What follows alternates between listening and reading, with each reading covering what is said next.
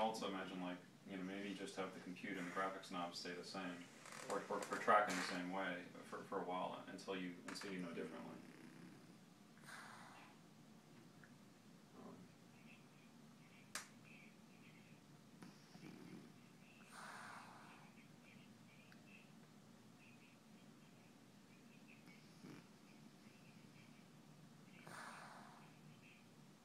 Yeah.